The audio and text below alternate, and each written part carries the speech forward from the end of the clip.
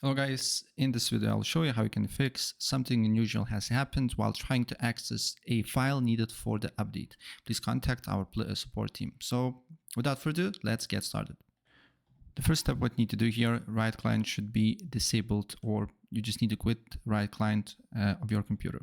So completely turn off write client. On Task Manager itself should be no write client or VGC. VGC is basically Vanguard, okay?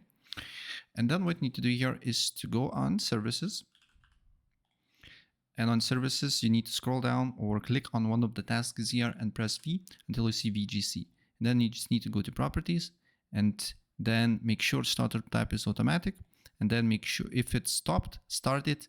If it's started already and it's running, stop it, wait for a few seconds and start it again. And then apply the changes.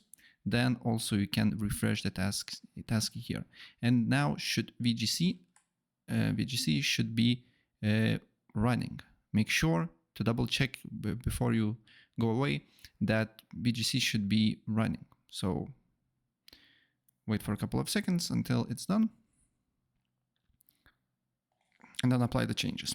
Next step, what you need to do here, you need to look for write client and make sure to open as admin. And once you open as admin, then your download should begin.